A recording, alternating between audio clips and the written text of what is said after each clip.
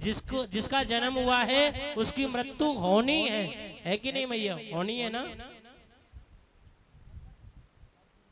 कोई फूल बाग में ऐसा खिला, कोई फूल बाग में ऐसा खिला, खिल के उसे मुरझाना पड़ा। विधि का ये अटल विधान रहा, जिसे आना पड़ा उसे जाना पड़ा। आया है सो जाएगा राजा रंग फकीर, कोई सिंहासन चढ़ चला कोई बंधा जंजीर।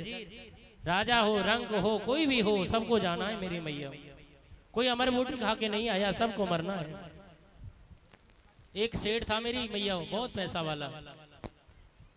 उसने कहा कि जब मैं संसार से जाऊं तो एक काम करना, जब तुम मुझे कांटी में रख के ले जाएं तो दोनों हाथ कांटी से बाहर ऐसे निकाल देना। बोले क्यों?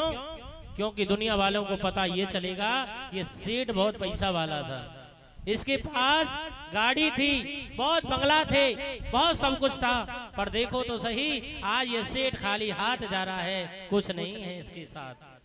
चले गए दुनिया से हाली हवाली थे, चले गए दुनिया से हाली हवाली थे। सिकंदर जब गया इस दुनिया से तो दोनों हाथ खाली थे। जब सिकंदर ही कुछ नहीं लेके गया मैया, तो हम और आप क्या लेके जा सकेंगे? एक और बात हम आपसे कहेंगे कि आपने लिखा देखा होगा मेरी मैया, क्या कि यहाँ शराब पीना मना है। लिखा देखा होगा आपने कि यहाँ शराब पीना मना है, यहाँ बैठना मना है, यहाँ सोना मना है, यहाँ बात करना मना है। आपने जरूर लिखा देखा होगा, पर आज तक आपने ये कहीं लिखा नहीं देखा होगा कि यहाँ मरना देखा क्या? नहीं ना। मृत्यु जहाँ जिसकी जैसे होनी है, काल उसको वहीं खींच ले जाएगा, है ना। मृत्यु को आप टाल नहीं सकते। कहाँ होनी है, कैसे होनी है, इसकी कोई जगह नहीं है, निर्धारित नहीं है पहले से। ध्यान से सुनना।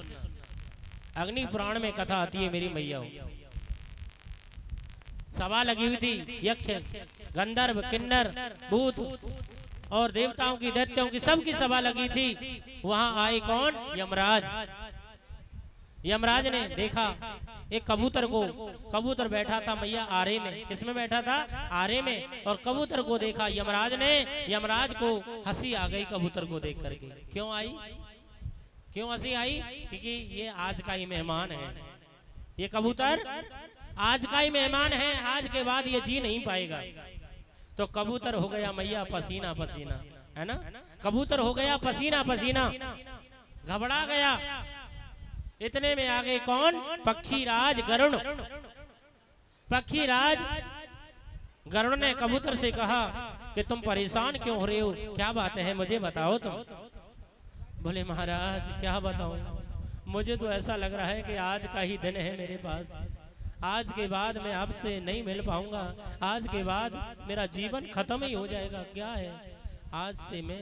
बोले क्या हुआ? बोले कि आज यमराज मुझे देख करके हंस रहे थे, मुझे तो लगा है कि आज का ही दिन है मेरे पास।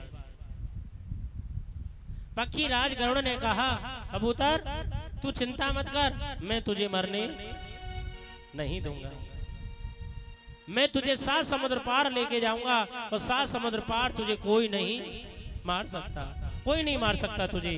पक्षी राज गरुड़ ने कबूतर को अपने साथ लिया और कबूतर को लेकर के 7 समुद्र पार लेके गए, एक गुफा में छुपा दिया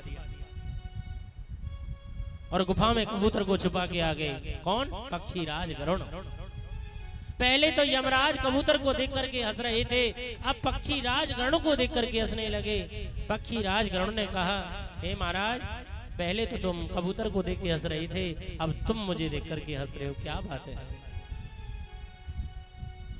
यमराज ने कहा बताओ महाराज मुझे हंसी क्यों आ रही है, बताओ। बोले मुझे हंसी इसलिए आ रही है कि आज का दिन है कबूतर के पास, बस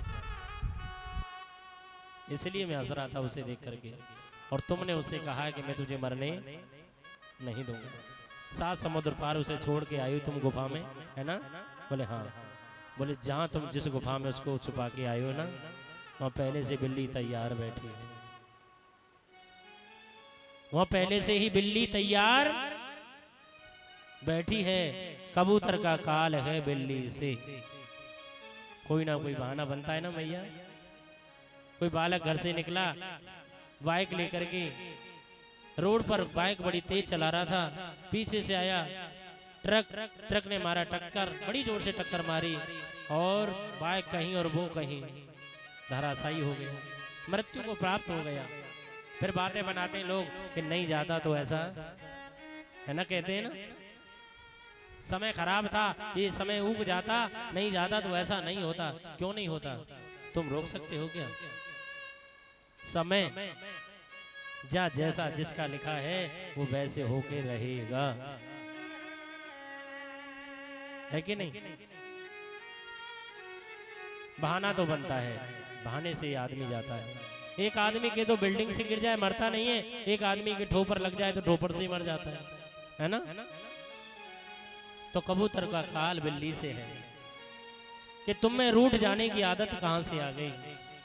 एक उर्दू के कवि ने लिखा है कि तुम में रूठ जाने की आदत कहां से आ गई, मरीज इश्क में जुर्रत सी कहां से आ गई। कल तक तो सुना था ना उठा जाता है बिस्तर से, तो दुनिया से उठ जाने की ताकत कहां से आ गई।